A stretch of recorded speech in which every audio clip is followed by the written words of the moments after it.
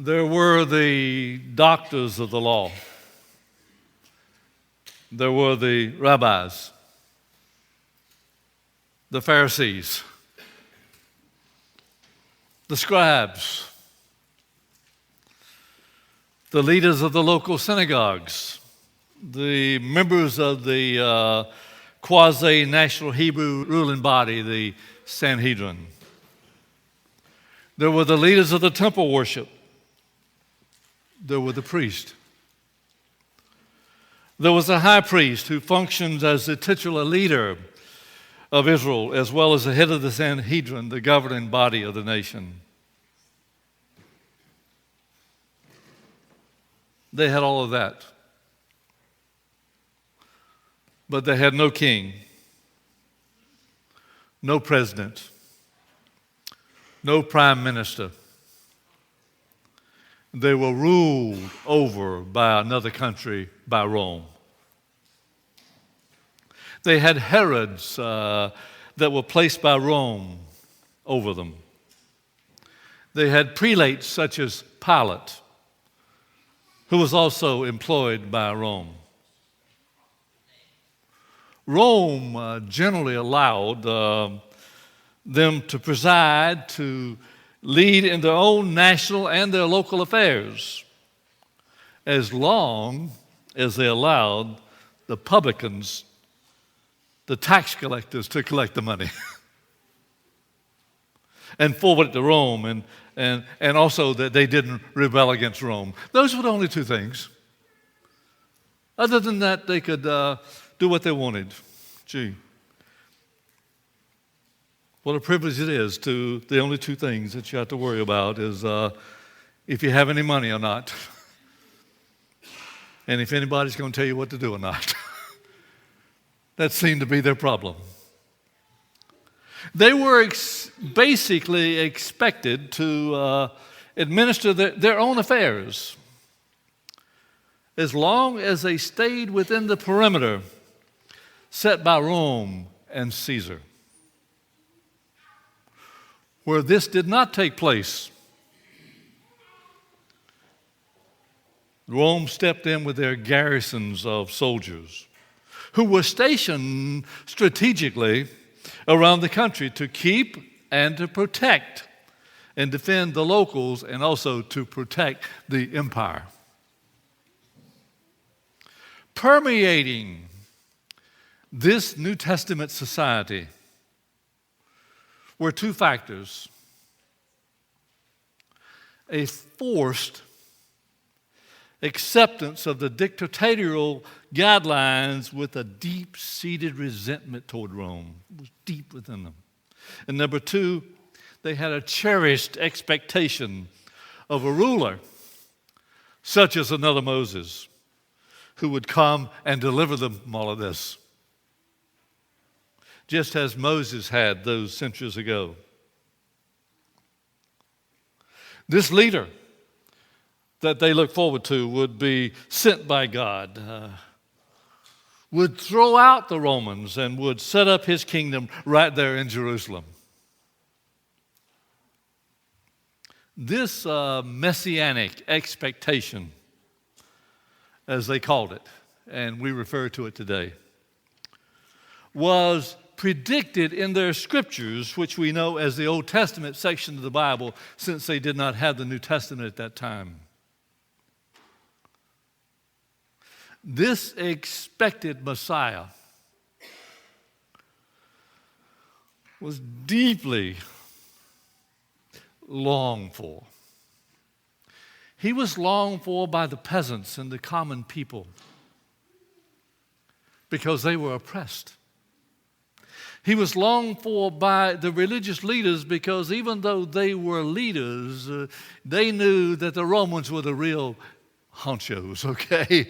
And they wanted that position. Though the minutest details of this coming Messiah were spelled out as to what he would do and what his mission would be, their total expectation, their total focus, and we have to understand it if that was going on with us today, their total focus was on the deliverance from Rome aspect. That's what they focused in on. And into this arena came Jesus.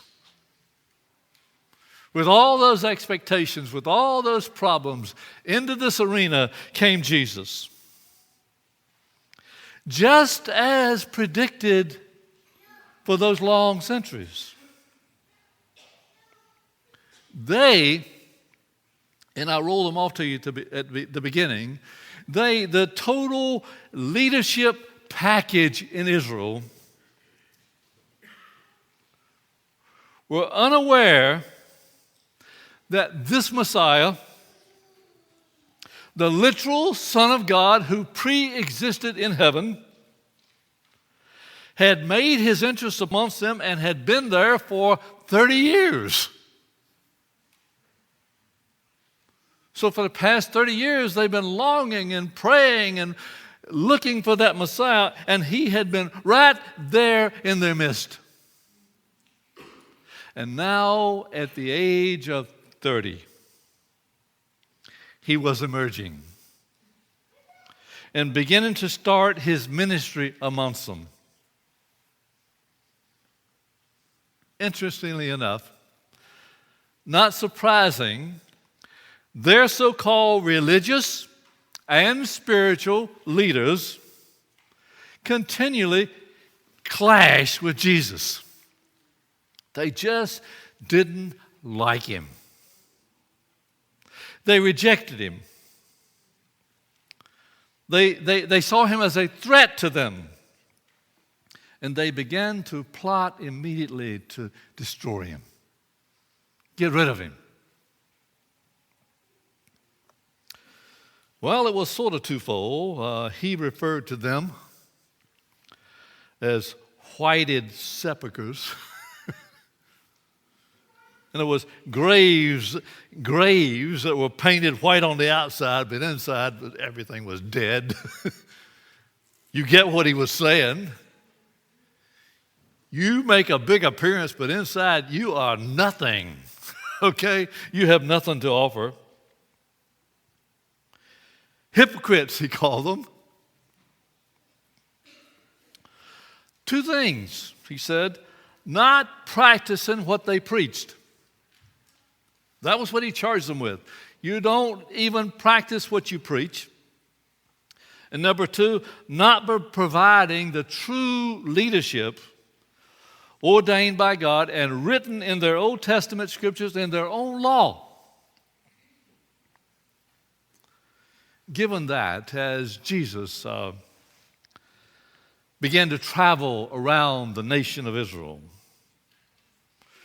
preaching, teaching, performing miracles, choosing 12 disciples, the acceptance by Jesus of the common people was in sharp contrast with the religious leaders. The multitudes, you might say, that he quickly drew large crowds. He really assumed pretty quickly a star status. They didn't just go to where he was to appear. They followed him where he went.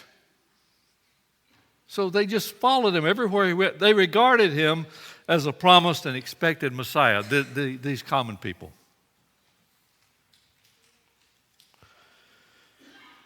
They were exceedingly happy and excited about Jesus. How about you? They were tremendously excited about Jesus. These multitudes of the common everyday people, Jesus was very interactive with the crowds, with individuals. He was very interactive. He had a high popularity. Well, he healed their diseases.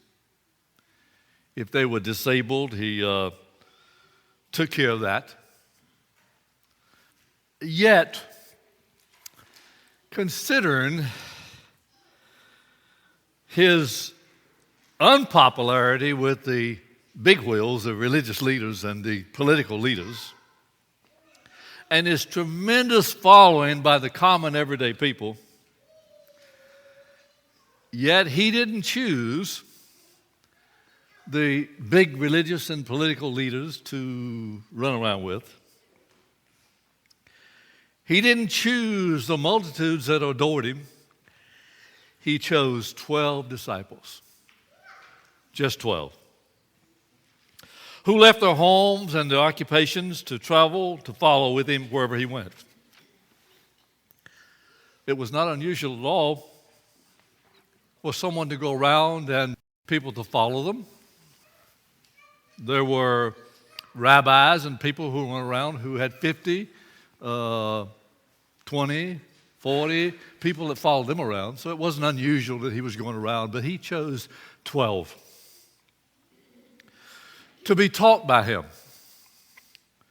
trained to carry out his mission. He didn't choose to run around with the multitude and just to bask in the glory of, oh, they like me. Okay. That's always nice, isn't it? Isn't it nice when people like you? Isn't it unnice when people don't like you? Is that your experience? Then you're just like Jesus. Okay? That's the way it was with him. There were those that really liked him, those that didn't like him. But he gathered these 12 aside with him to give them the principles by which his kingdom was going to operate. Now that's reasonable, isn't it? That if you're going to start something, you're going to start a great endeavor that the whole world for 4,000 years has waited for. You're going to start that endeavor and you're going to gather around you those that can be your leaders or whatever you would have, okay, that are going to help you accomplish this. But he had another point in training the 12, because he wasn't going to be here long, was he? He was going to be gone. And he wanted to train the 12. He laid out the key points to them there at the beginning of his ministry on that mountain session that we know as the Sermon on the Mount in Matthew 5 through 7, those 3 chapters. He laid out that Sermon on the Mount, and he began that precession, that preamble, with something known as the 8 Beatitudes. They already had the 10 Commandments of law. They were the microscopic focus of the religious leaders. This session did not go against those 10 principles of the law. Never. But rather dealt with what we might call, and quickly can be known, and is known today, as the soft side of the 10 Commandments. Nothing other. The attitude expected by Jesus of his followers, you see, he was going to send them out for a tremendous mission, the most important mission ever as known on the face of the human race in the world. He was going to send them out. It was very important that if he sent them out, that they have a good attitude. Wouldn't you say that would be right? That they would have a good attitude. So he gave them the Beatitudes. This is to be your attitude, okay? When I send you out, this is the kind of attitude I want you to have.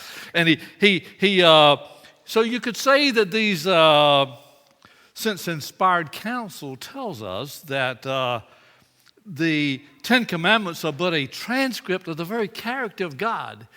They are who God is. So if you try to negate even one of the 10 Commandments, you are negating who Jesus is. We don't want to do that, do we? That's not scriptural. That being true, then these 8 Beatitudes that Jesus laid out there were the autobiography of Jesus, if you will. They described him. He said, you want to be like me. And this is the way he was.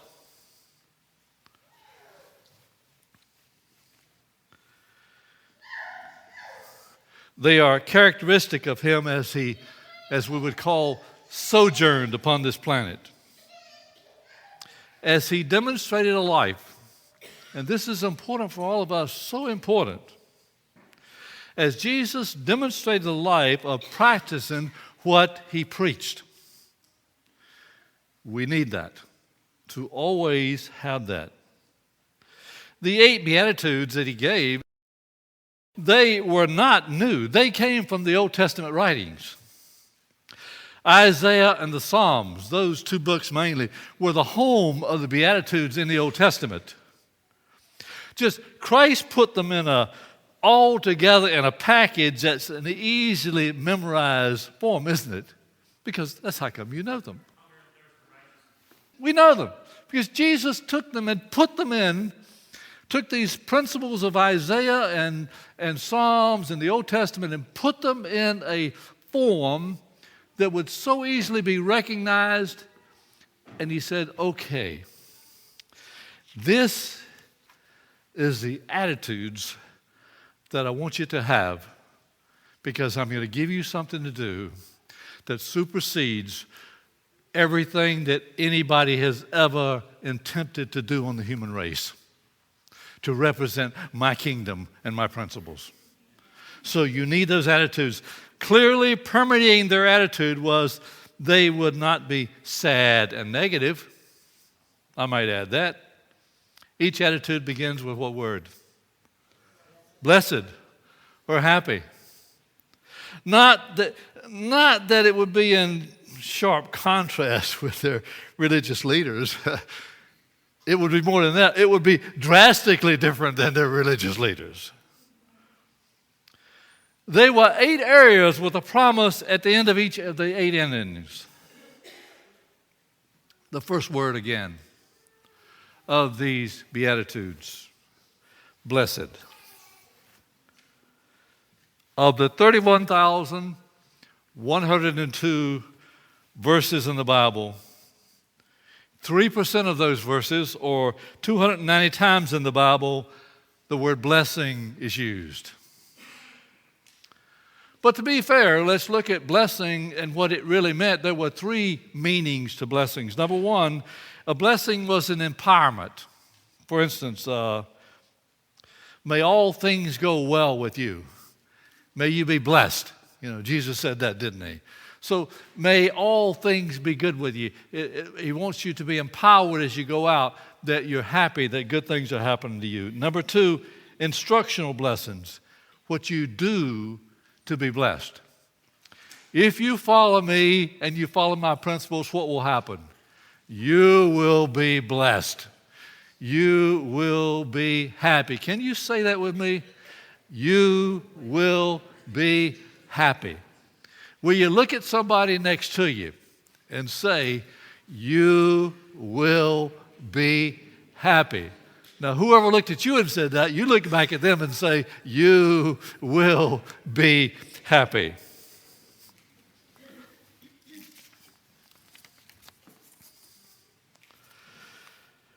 The third thing of blessings that it meant was a commendation, congratulations.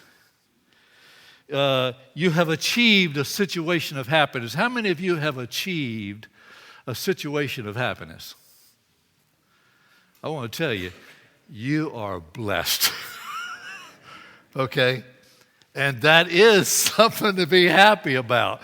So that is blessing and something to be happy about. Blessed is always associated with good fortune. Like, for instance, how fortunate you are, how blessed you are. You ever have somebody say that to you? Particularly when your kid is doing something that's wonderful.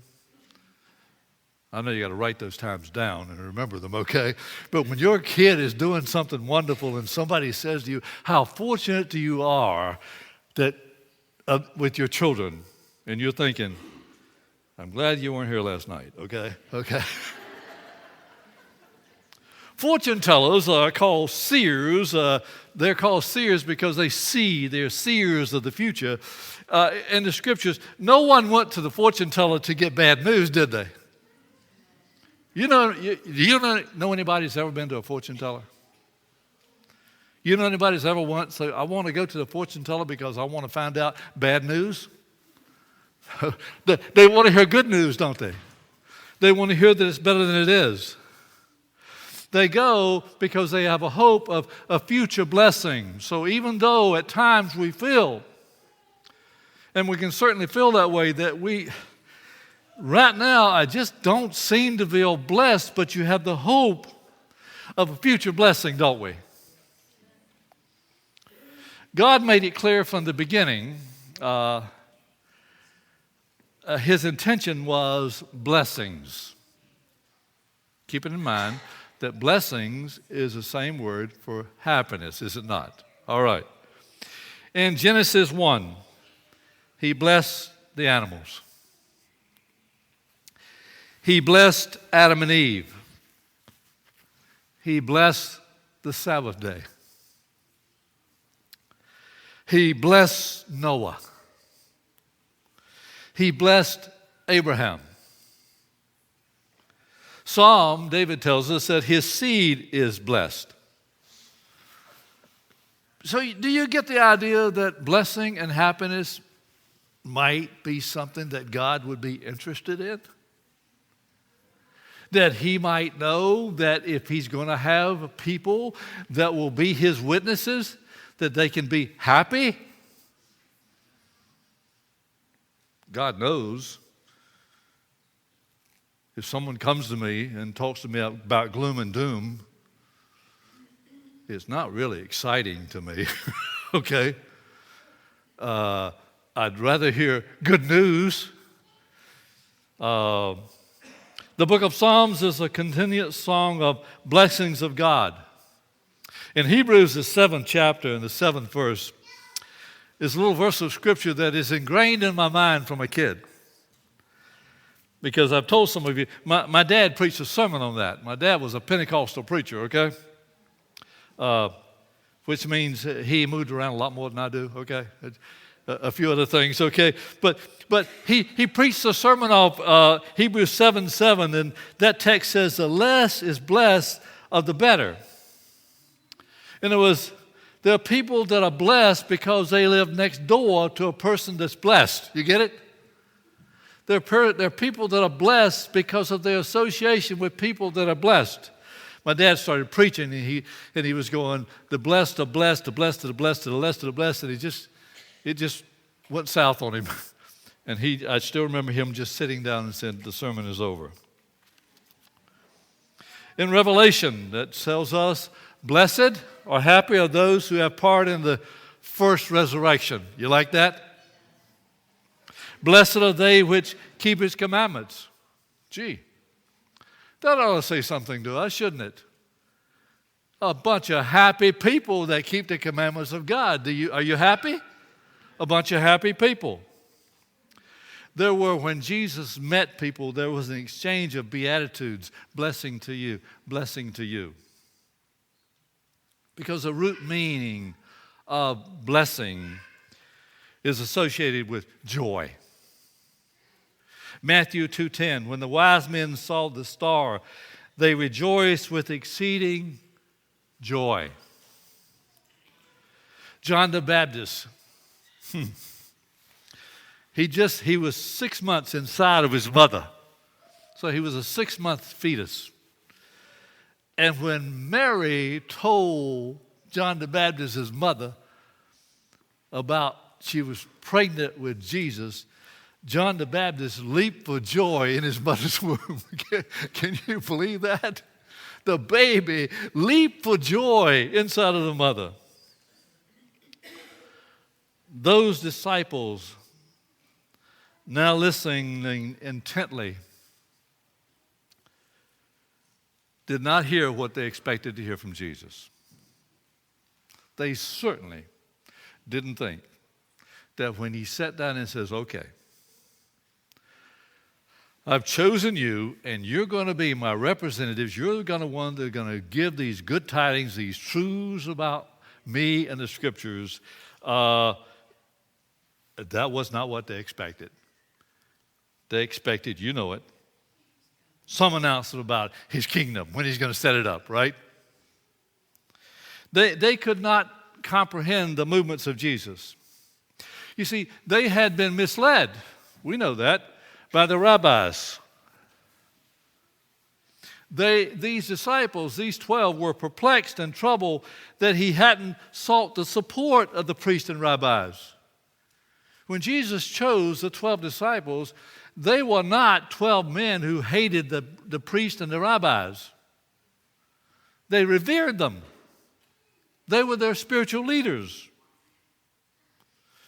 So the disciples were disappointed that, what do you mean? He's not even going to choose these leaders? Their hearts were filled with thoughts of, so when they saw that he was not going to give the principles of his kingdom to the religious leaders and he was going to give them to them, what do you suppose took place? Their hearts were filled with thoughts of future glory and positions for themselves. Oh, he's not going to use the religious leaders, and so he's going to use us. Oh, we're going to be in positions of power. You see, these Beatitudes that flowed from the lips of Jesus were counter to the prevailing attitudes of happiness and blessings in his society. Maybe it is that your everyday experience doesn't seem to support what those 8 Beatitudes say. In fact, Jesus knew that when he gave these 8 Beatitudes and said, now I want you to understand, I've got a great job ahead for you, and these are the type attitudes I want you to have about things and people and the Scriptures.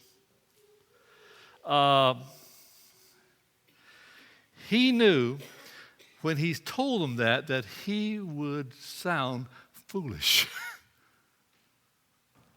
stupid. Aristotle,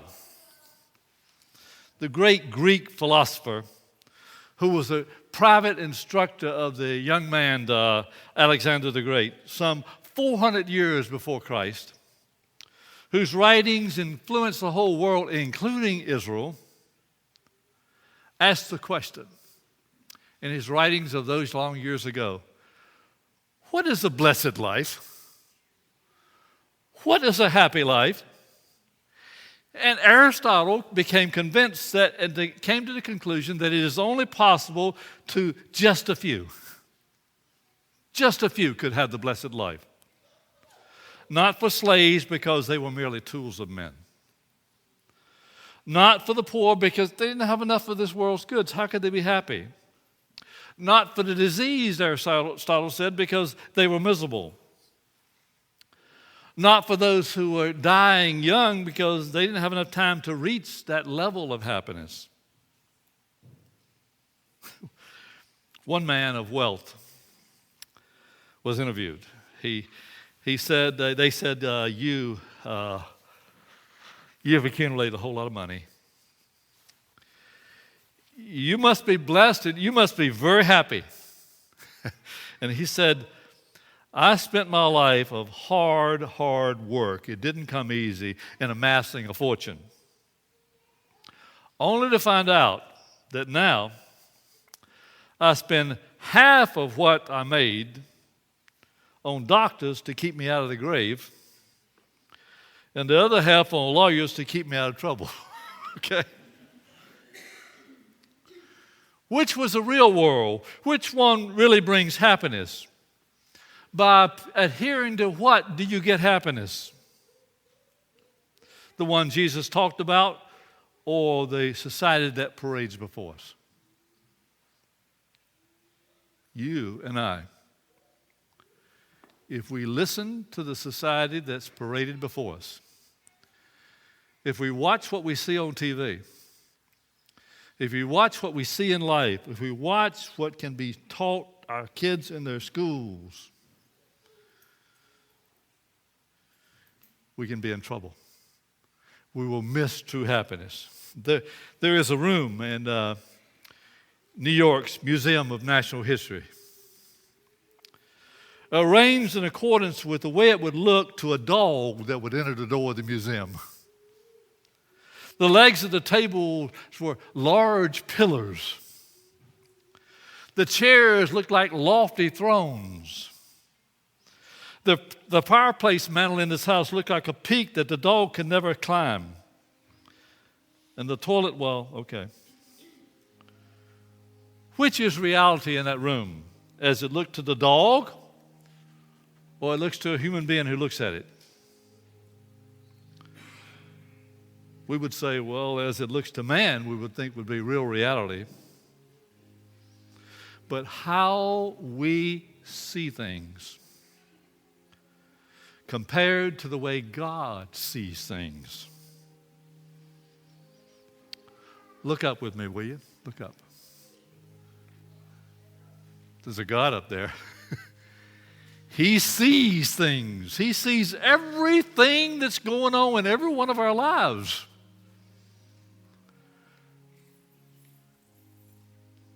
The difference between us and God is like the dog and the human in that museum. The way we see things can be so far different than the way God sees things. The truth is, this world is upside down.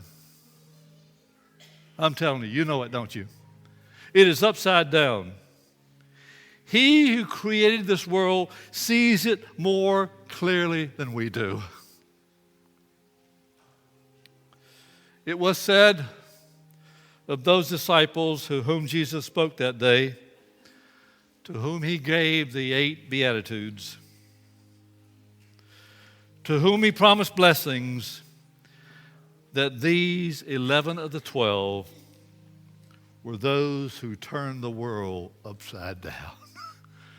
Turn the world upside down. There's a play on words there. Because the way we see things and the way our society sees things, God is trying to say, you need to flip it around, upside down. You need to see the way it really is. The Beatitudes call on we as God's last day people to stand out as different than those around us.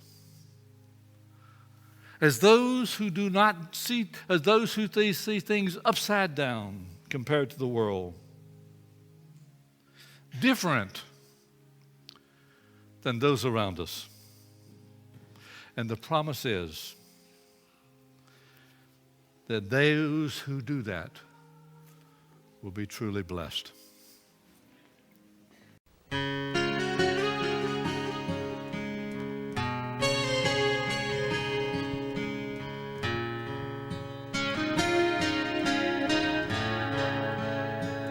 When it was dark in my heart, you brought light to me, a child of darkness became a child of light. And when my soul was so dry and I needed drink, the water of life you became for me.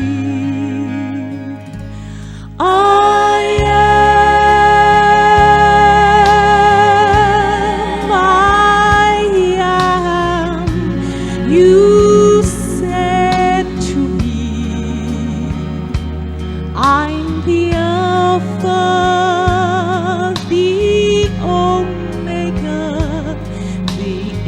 between.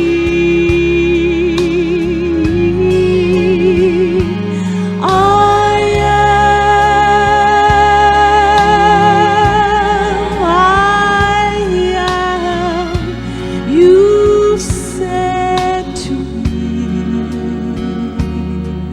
and I'll be what it takes to meet your need.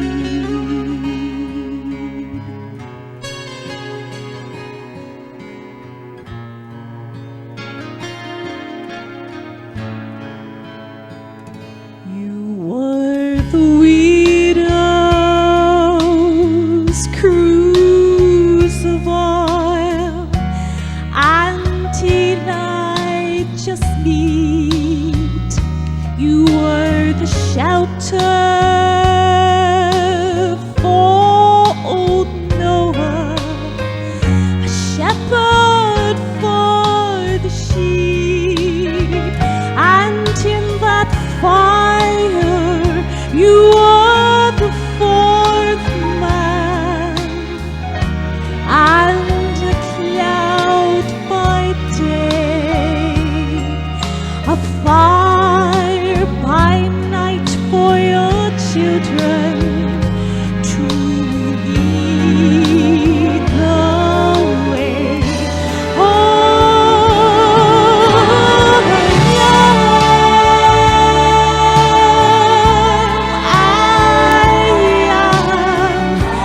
You said to me, I am the bread of life. Take and eat.